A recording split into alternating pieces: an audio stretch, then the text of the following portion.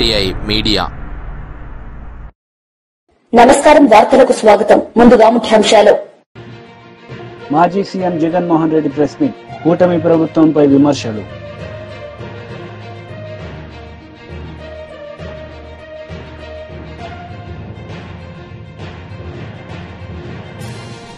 మాజీ మంత్రి Harish Rao press meet, CM Revanth రెడ్డిపై ఫైర్.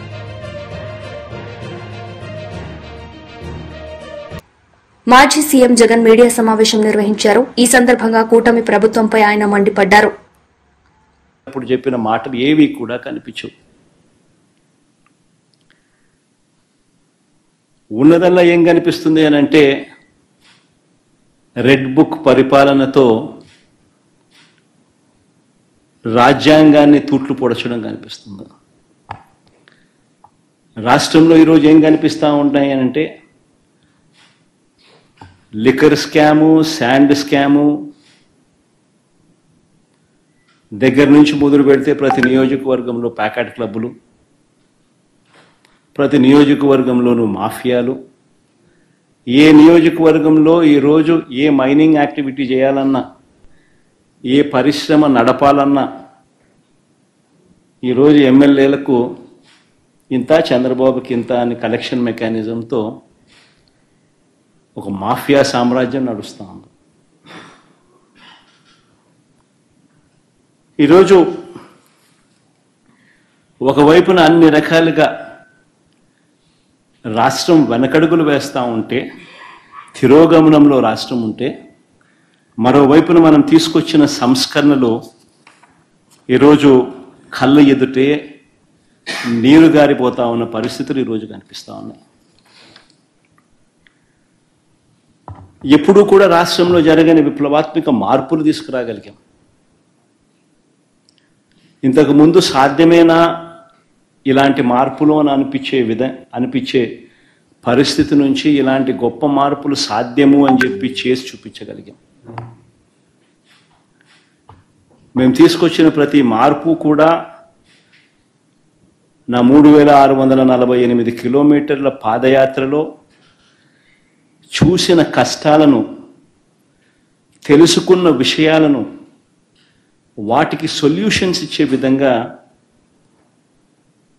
మా ప్రభుత్వంలో ప్రతి అడుగు కూడా మేము సొల్యూషన్స్ ఇచ్చే విధంగానే అడుగులు వేశాం. ఆ సొల్యూషన్స్ ఇచ్చే క్రమంలో ప్రతి రంగంలోనూ ఒక రెవల్యూషన్ తీసుకురాగలిగాం. ఆ సొల్యూషన్స్ ఇచ్చే క్రమంలో ఇది సాధ్యం అవుతుందా అనే పరిస్థితి నుంచి సాధ్యం చేసి చూపించగలిగాం. ఎప్పుడు ఊహించని మార్పులు తీసుకురాగలిగాం. డెలివరీ మెకానిజంలో లంచాలు లేకుండా, వివక్ష లేకుండా అసలు గ్రామాలలో ఏదైనా ప్రభుత్వ పథకాలు ఇవ్వగలుగుతామా, ఇవ్వడం సాధ్యమేనా అని అనిపించే పరిస్థితి నుంచి లేదు, ఇది సాధ్యమే అని చెప్పి గ్రామ స్వరాజ్యాన్ని తీసుకొచ్చాం. ప్రతి గ్రామంలోనూ సచివాలయ వ్యవస్థ, ప్రతి 50-60 ఇళ్లకు వాలంటీర్ వ్యవస్థ, లంచాలు లేకుండా, వివక్ష లేకుండా ప్రతి పథకము, దాదాపుగా 540 రకాల సేవలు గ్రామంలోనే ఇంటి వద్దకే డోర్ డెలివరీ. గ్రామ స్వరాజ్యానికి నిజమైన అర్థం చెబుతూ, వివక్ష లేకుండా, లంచాలు లేకుండా ప్రతి ఇంటికి మంచి చేయగలిగిన పరిస్థితులు ఈ 5 సంవత్సరాలు. దిలావర్పూర్లో ఇథనాల్ పరిశ్రమకు అన్ని అనుమతులు కేటీఆర్ ఇచ్చారని మంత్రి సీతక్క అన్నారు. అనుమతులు ఇచ్చే సమయానికి ఇథనాల్ కంపెనీ డైరెక్టర్ గా తలసాని సాయి ఉన్నారని, ఆమె ఇథనాల్ కంపెనీ మరో డైరెక్టర్ గా పుట్టా సుధాకర్ కుమారుడు ఉన్నారన్నారు. పుట్టా సుధాకర్, తలసాని శ్రీనివాస్ యాదవ్ వియంకులని సీతక్క వెల్లడించారు. గతంలో గ్రామసభ నిర్వహించకుండానే అనుమతులు ఇచ్చారన్న మంత్రి తప్పు చేసి రెచ్చగొట్టి విధ్వంసాలు సృష్టిస్తున్నారని ఆరోపించారు. చిత్తశుద్ది ఉంటే కేటీఆర్ దిలావర్పూర్ రావాలన్న సీతక్క, కంపెనీకి అనుమతులు ఎవరిచ్చారనేది అక్కడే తేలుస్తామన్నారు. వాళ్ళ యొక్క నియంతృత్వానికి అది నిదర్శనం. మేము లగచర్లలో మరి అక్కడ చేసింది గ్రామ సభకు పోతే ఎట్లా లారీ బండలతో కొట్టించారో మీరు చూసిరు. కాబట్టి దాని మీద ప్రజల అభిప్రాయం మేరకు ముందుకు పోవడం జరుగుతుంది.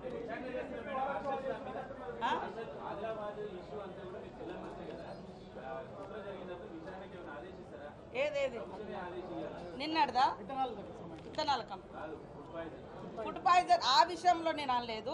నిరంతరం జరిగే వాటి వెనుక కొన్ని మాకు డౌట్స్ ఉన్నాయి. వాటి అన్నింటినీ కూడా కులంకుషంగా ఎంక్వైరీ చేస్తాం, విచారణలు కూడా సాగిస్తాం, రిపోర్ట్స్ అన్ని కూడా తెప్పించుకుంటా ఉన్నాం.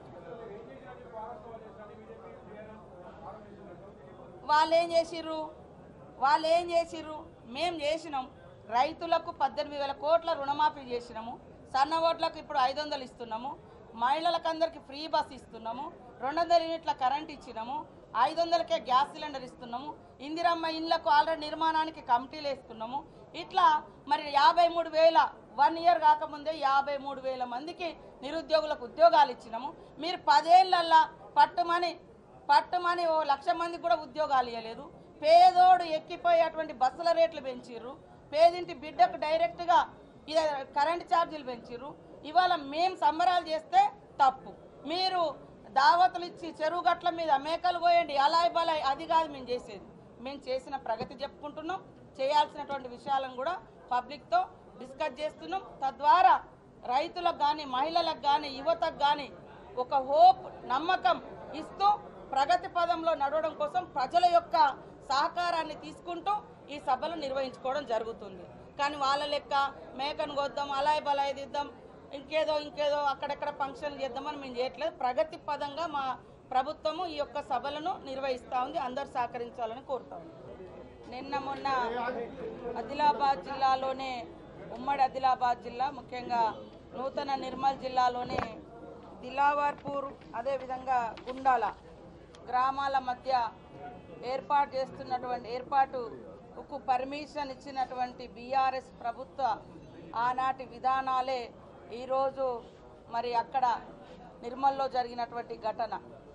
ఆ రోజు 2022 నుంచి వాళ్ళన్నీ కూడా అనుమతులు ఇచ్చి వాళ్ళు చేసినటువంటి దానికి వ్యతిరేకంగా, ఇథనాల కంపెనీకి వ్యతిరేకంగా, ఆనాటి బీఆర్ఎస్ ప్రభుత్వ విధానానికి వ్యతిరేకంగా ధర్నాలు చేస్తుంటే మరి దాన్ని నిస్సిగ్గుగా ట్విట్టర్లలో పెట్టి మమ్మల్ని బదనం చేస్తూ ఉన్నారు.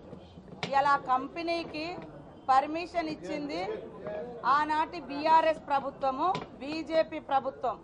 కనీసం గ్రామ సభలు కూడా నిర్వహించకుండా ఇండస్ట్రియల్ మినిస్టర్గా ఉన్నటువంటి కేటీఆర్ గారు మరి బీజేపీ ప్రభుత్వాన్ని, అదేవిధంగా ఇక్కడ కేసీఆర్ గారు సంతకాలు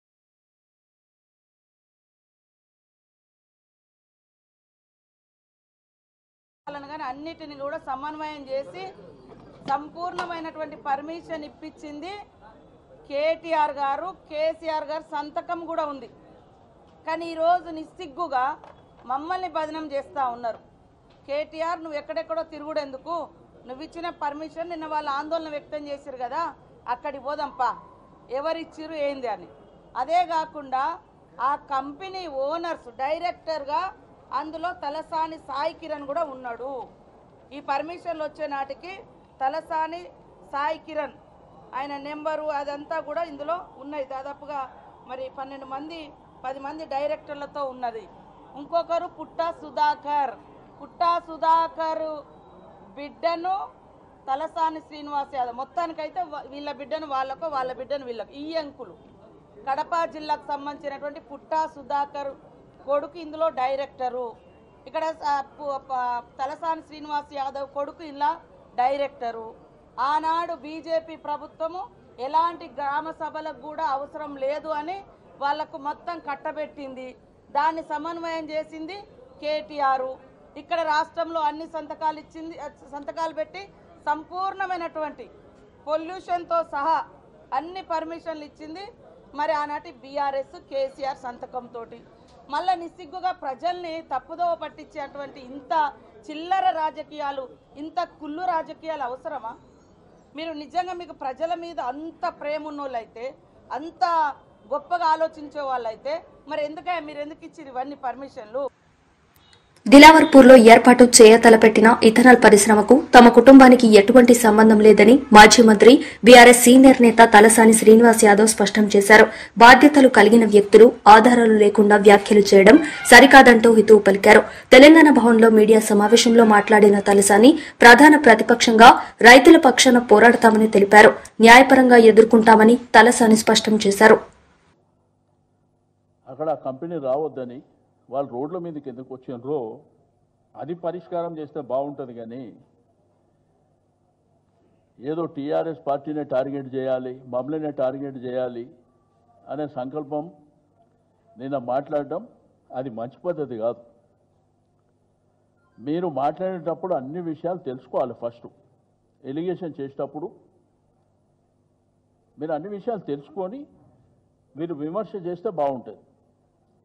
ఏది తెలియకుండా ministry of environments and forest government of India permissions ఇచ్చేది గవర్నమెంట్ ఆఫ్ ఇండియా, అది కూడా తెలియకుండా రాష్ట్ర ప్రభుత్వం ఏదో చేసిందని చెప్పి నేనేదో దాంట్లో క్యాబినెట్లో ఉన్నా అని చెప్పి గట్లా మాట్లాడుతున్నారు. ఇది మంచి పద్ధతి కాదు. మీరు అందుకే ప్రజలలో అబాస్ పాలవుతున్నారు. ప్రతి దాంట్లో కూడా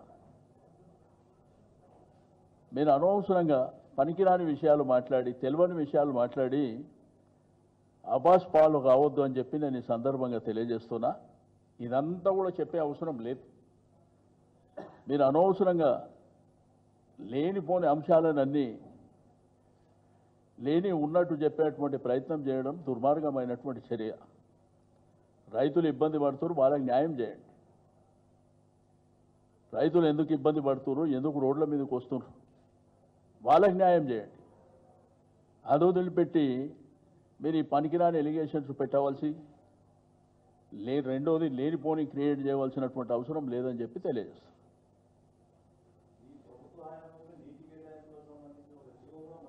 నేనేమంటే దాని డెప్త్కి వెళ్తే నేను అప్పుడు ఆ కన్సల్ట్ మినిస్టర్ కాదు. ఒకటి నేను డెప్త్కి వెళ్తే చాలా సబ్జెక్టు చెప్తా. ఇప్పుడు ఆ రోజుల్లో సింగిల్ విండో అని పెట్టింది గవర్నమెంట్. పర్మిషన్ ఇచ్చేదేమో గవర్నమెంట్ ఆఫ్ ఇండియా, ఇక్కడనేమో సింగిల్ విండో పెట్టారు. ఆ అప్రూవల్ అనేది సింగిల్ విండోలో పోతాయి. అవి అది తెలుసుకుంటే మంచిగా ఉంటుంది. ఇక నాకు సంబంధం లేదు, ఇంకా నేను డెప్త్కి వెళ్ళి ఇంకా డీటెయిల్గా చెప్పవలసిన అవసరం లేదని నేను అది వదిలేస్తున్నా.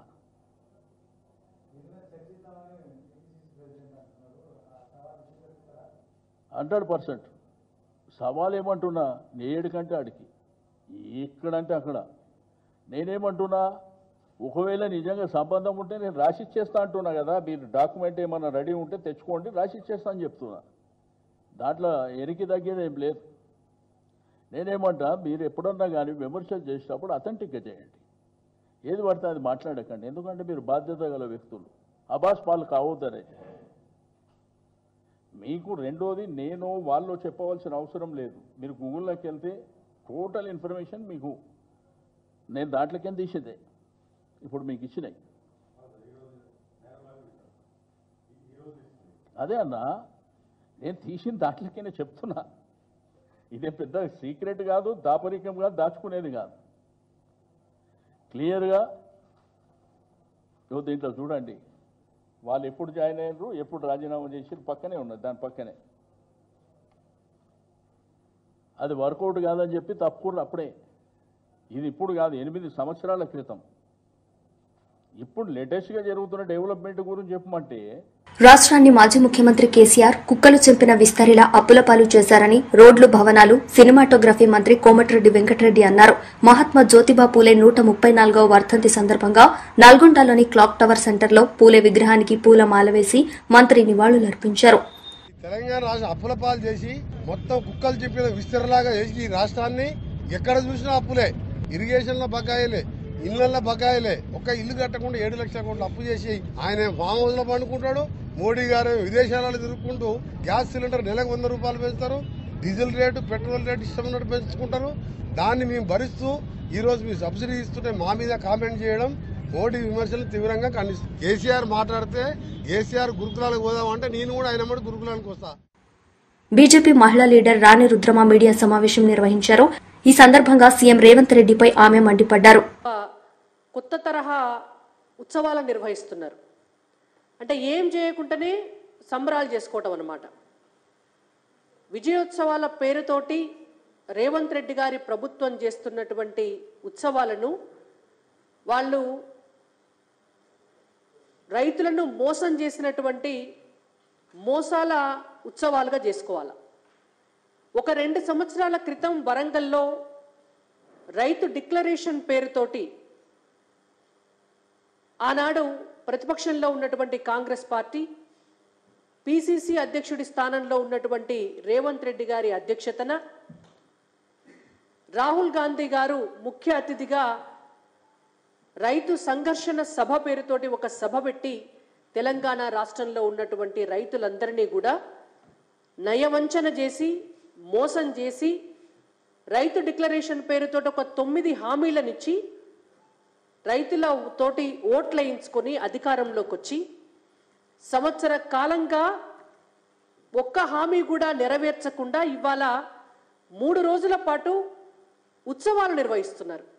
మరి ఈ విజయోత్సవాలు ఎవరి కోసం?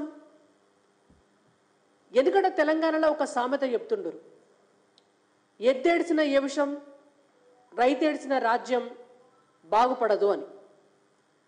ఇవాళ తెలంగాణలో వ్యవసాయం చేస్తున్నటువంటి రైతులు 6 గాలం తిప్పలబడి దుక్కి దున్ని ఇత్తనాలేసి పంట పండించి ఆ పంటను అమ్ముకొని కూడా సరైనటువంటి మద్దతు ధరలు రాక, బోనస్ అందక, కొనుగోలు కేంద్రాలు లేక, వీళ్ళు ఇచ్చినటువంటి హామీలేవి నెరవేరక ఇవాళ అయ్యో రామచంద్ర అని చెప్పి గోసపడుతుంటే కాంగ్రెస్ పార్టీలో ఉన్నటువంటి కాంగ్రెస్ పార్టీ నాయకులు, ప్రభుత్వంలో ఉన్నటువంటి వివిధ హోదాలలో ఉన్నటువంటి నాయకులంతా కలిసి విజయోత్సవాలు మాత్రం చేసుకుంటున్నారు. మేము ఒకటే డిమాండ్ చేస్తున్నాం రేవంత్ రెడ్డి గారి ప్రభుత్వాన్ని, మీకు కొంచెమన్నా సిగ్గు ఉంటే, కొంచెమన్నా 2 సంవత్సరాల క్రితం ఏ రాహుల్ గాంధీ గారిని అయితే తీసుకొచ్చి వరంగల్లో రైతు డిక్లరేషన్ చేయించినారో ఇవాళ మళ్ళా అదే రాహుల్ గాంధీ గారిని తీసుకొచ్చి వారితోటి తెలంగాణ రాష్ట్ర రైతులందరికీ కూడా క్షమాపణ చెప్పించి మీరు విజయోత్సవాలు. తప్పుడు కేసులపై భయపడేది లేదని, ఆ బాలికకు న్యాయం జరగాలన్నదే మా ఆకాంక్ష అని వైఎస్ఆర్సీపీ పార్టీ రాష్ట్ర ప్రధాన కార్యదర్శి చెవిరెడ్డి భాస్కర్ రెడ్డి స్పష్టం చేశారు. తిరుపతి పోలీసులు తనపై నమోదు చేసిన తప్పుడు కేసులపై న్యాయ పోరాటానికి సిద్దంగా ఉన్నట్లు ఆయన ప్రకటించారు. తన ప్రతిష్టను భంగం కలిగించేలా పోక్సో, ఎస్సీ ఎస్టీ, ఐటీ యాక్ట్లతో 11 సెక్షన్లతో కేసు నమోదు చేశారని ఆయన తెలిపారు. అందుకు బాధ్యులైన పోలీసు అధికారులపై పరువు నష్టం దావా వేస్తానని వెల్లడించారు. తిరుపతి ఎస్పీ, అడిషనల్ ఎస్పీలు కావాలని తనపై నమోదు చేసిన కేసులను కోర్టులో సవాల్ చేస్తానని చెప్పారు. బుధవారం వైఎస్ఆర్సీపీ కేంద్ర కార్యాలయంలో పార్టీ రాష్ట్ర ప్రధాన కార్యదర్శి చెవిరెడ్డి భాస్కర్ రెడ్డి మీడియాతో మాట్లాడారు. ఏంది ఎందుకు పోక్సో కేసు పెట్టారు, ఏం చేశారని ఒక ఆలోచన, ఒక బురద జల్లి కడుక్కోమని చెప్పేటటువంటి ప్రయత్నంలో వాళ్ళు నిజంగా కూడా ఈ కార్యక్రమం చేపట్టారని తెలియజేస్తున్నా. కానీ వాస్తవాన్ని అయితే ప్రజలకు చెప్పాల్సిన బాధ్యత నా పైన కూడా ఉంది. ఆ రోజు జరిగినటువంటి సంఘటన మీకు ఒక్కటే మీ ద్వారా తెలియజేస్తా ప్రజలకు కూడా.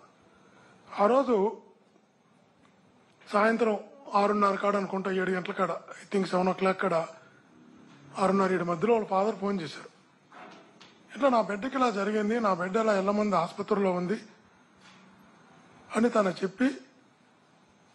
చెప్పినప్పుడు ఎక్కడో 80 కిలోమీటర్లు ఉన్న ప్రాంతానికి, తలకోన దగ్గరది ఉన్న ప్రాంతానికి హుటాహుటిన 7 గంటలకంత 7:15 బయలుదేరి అడావుడిగా వెళితే ఆ బిడ్డకు వైద్యం ఇవ్వాల్సిన రూమ్ లో డాక్టర్లను బయట పెట్టి పోలీస్ సిబ్బంది విచారిస్తున్నారు.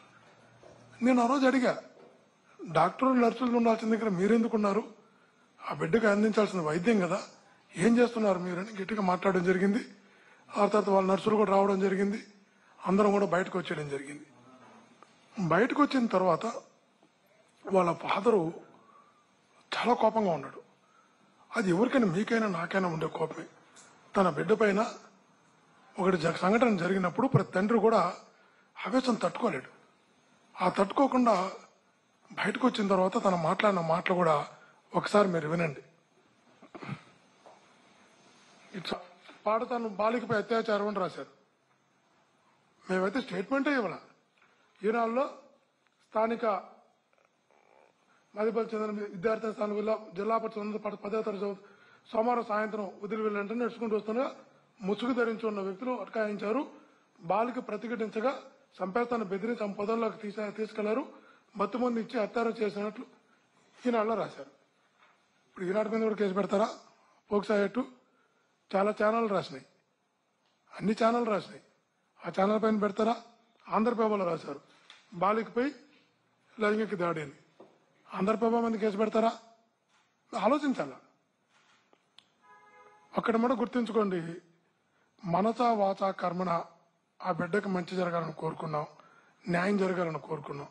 ఆ బిడ్డకు మంచి జరగడం కోసం ఆసుపత్రికి తీసుకెళ్లి చేర్చాం. ఆ బిడ్డకు మంచి వైద్యం అందించే ప్రయత్నం చేశాం. ఈరోజు ఆ బిడ్డను ఎవరైతే ఇబ్బంది పెట్టారో వాళ్ళని శిక్షించాలని మనస్ఫూర్తిగా కోరుకుంటున్నాం. మేము ఏ తప్పు చేయలేదు కాబట్టి మాకు అందులో పాప బీతింది. నాకైతే కర్మ సిద్ధాంతం నమ్మేటటువంటి వాళ్ళని తప్పు చేయను, తప్పు చేసే ప్రయత్నం కూడా చేయను. కాబట్టి మాకు నేచర్ గాడ్ సపోర్ట్ ఉంటాడు. మీకు ఒకటే చెప్తున్నా, ఇట్లాంటి కేసులు పెట్టి పోక్సో యాక్ట్లు కానీ, ఎస్సీ ఎస్టీ యాక్ట్లు కానీ, ఆర్టీ యాక్ట్లు కానీ. బీజేపీ లీడర్ కోసం వెంకటేశ్వర్లు మీడియా సమావేశం నిర్వహించారు. ఈ సందర్భంగా ఆయన మాట్లాడారు. కానీ తెల్లారే మళ్ళీ వనపర్తికి ట్రాన్స్ఫర్ చేసి తెల్లారే మళ్ళా మన నారాయణపేట జిల్లాకే ట్రాన్స్ఫర్ చేశారు. వనపర్తి నుంచి ఒకటి రోజు కూడా వనపర్తిలో చేయకుండా మళ్ళీ అతన్నే నారాయణపేటకు డిఈఓగా మళ్ళీ తీసుకొచ్చింది. దీని అర్థం ఏంది? సదరు డిఈఓ ఎవరైతున్నారో అఫ్జల్ గని కరప్షన్ కేసుల కింద ఏసీబీ కింద కేసులు బుక్ అయినాయి. ఆయనను తీసుకొచ్చి మళ్ళీ వనపర్తికి ట్రాన్స్ఫర్ చేస్తున్నాను, మళ్ళీ వెంటనే నారాయణపేటకు. దీంట్లో ఉన్న మతలబ్ ఏంది? నీ సొంత జిల్లాలో ఎడ్యుకేషన్ డిపార్ట్మెంట్లో ఏం జరుగుతుందో రేవంత్ రెడ్డి గారికి తెలియదా? అవినీతి అధికారులకు ఎందుకు నువ్వు ఒత్తాసు బలికి ఈ రకంగా చేస్తున్నావు? మళ్ళీ ఈరోజు సీతక్క ఏం మాట్లాడుతున్నది? అధికారులు కూడా కొంతమంది సహకరిస్తున్నామని. అధికారులకు మీరు ఇస్తున్న చులకన కారణంగానే ఇవాళ ఈ రకమైనటువంటి దౌర్భాగ్యమైనటువంటి పరిస్థితులు మనకు కనపడతా ఉన్నాయి.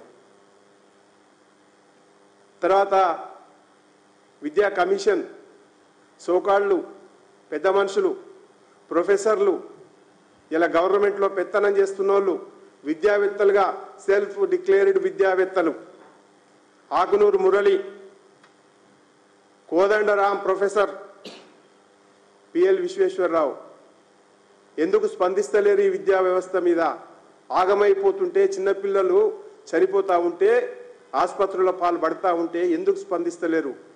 పెద్ద పెద్ద లెక్చర్స్ ఇస్తుంటారు కదా, ఉపన్యాసాలు ఇస్తుంటారు కదా, మీ మానవ హక్కులు ఎటుపోయినాయి? మీ బాల హక్కులు ఎటుపోయినాయి? కనీసం హాస్టల్స్ని సందర్శించేటువంటి తీరిక కూడా దొరుకుతలేదా? గొప్ప గొప్ప మాటలు మాట్లాడి అధికారం కుర్చీలు రాగానే తాబేదారులుగా ఎందుకు మారిపోయారని చెప్పేసి మేము అడగదలుచుకున్నాం.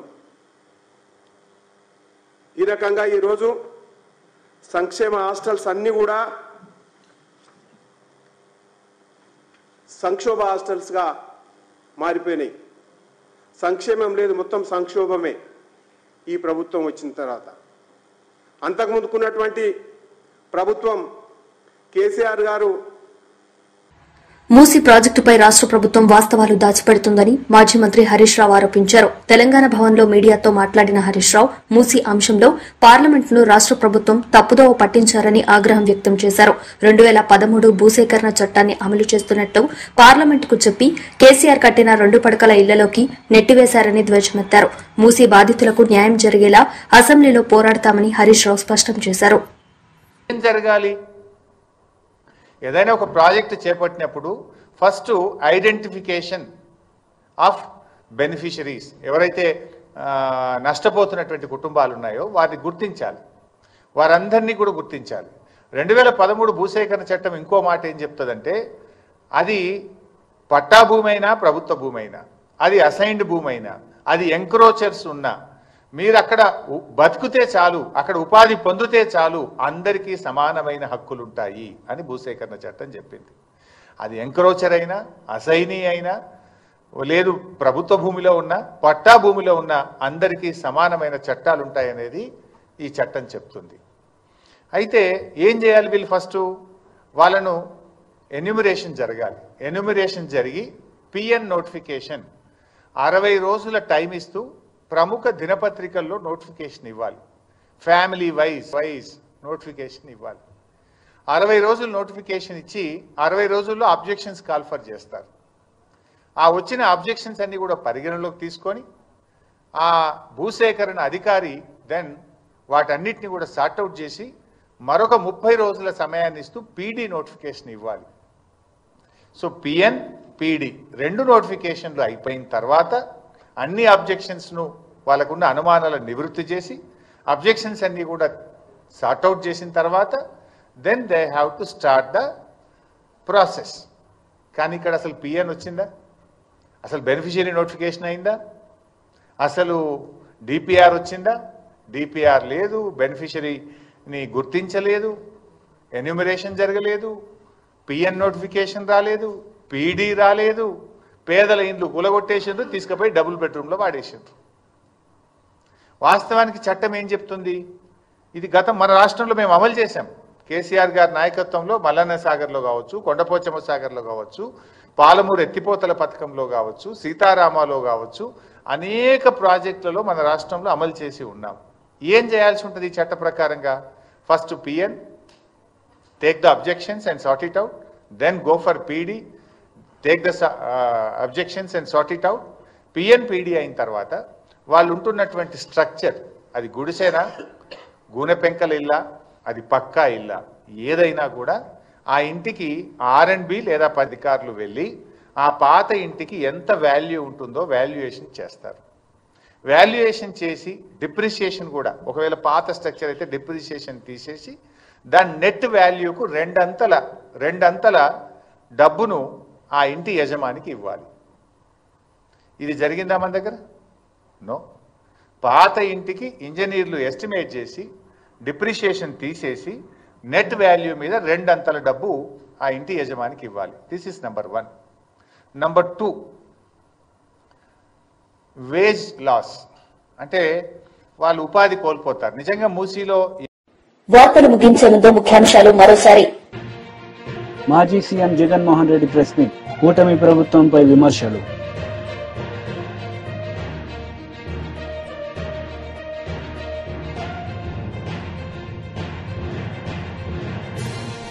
మాజీ మంత్రి Harish Rao press meet, CM Revanth రెడ్డిపై ఫైర్. ఈ వార్తలు ఇంతటితో సమాప్తం. తిరిగి ప్రసారమయ్యే వార్తల్లో మళ్ళీ కలుద్దాం. అంతవరకు సెలవు. నమస్తే.